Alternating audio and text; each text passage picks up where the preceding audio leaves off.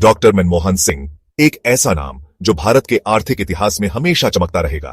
2 बार भारत के प्रधानमंत्री और 1991 के आर्थिक सुधारों के आर्किटेक्ट डॉक्टर मनमोहन सिंह का आज 92 वर्ष की आयु में निधन हो गया।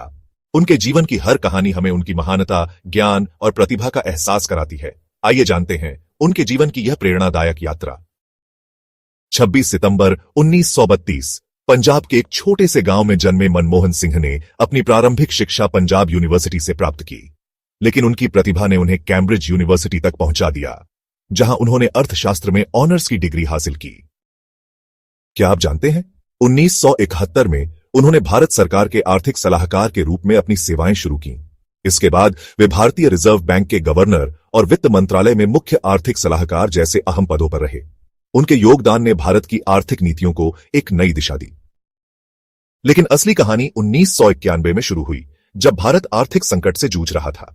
वित्त मंत्री के रूप में डॉक्टर सिंह ने साहसिक कदम उठाए, लाइसेंस राज खत्म किया, आयात शुल्क घटाए और भारतीय मुद्रा का अवमूल्यन किया। इन सुधारों ने न केवल भारत को संकट से निकाला, बल्कि इसे वैश्विक आर्थिक मंच पर स्थापित किया। 2004 से 2014 तक बतौर प्रधानमंत्री उन्होंने भारत को एक नई ऊंचाई पर पहुंचाया। क्या आप जानते हैं कि उनके नेतृत्व में भारत ने 10% जीडीपी ग्रोथ तक का आंकड़ा छुआ? औसतन 7.7% की वृद्धि दर के साथ भारत एक वैश्विक आर्थिक शक्ति बनकर उभरा। लेकिन उनकी उपलब्धियां सिर्फ अर्थव्यवस्था तक सीमित नहीं थीं। उनके कार्यकाल में महात्मा गांधी राष्ट्रीय ग्रामीण रोजगार गारंटी अधिनियम MGNREGA लाया गया, जिससे ग्रामीण भारत में गरीबी घटाने में मदद मिली। उन्होंने राइट टू इंफॉर्मेशन एक्ट को भी लागू किया, जिससे पारदर्शिता और जवाबदेही बढ़ी। और अंतर्राष्ट्रीय स्तर पर डॉक्टर सिंह की कूटनीति ने भारत को एक नई पहचान दी।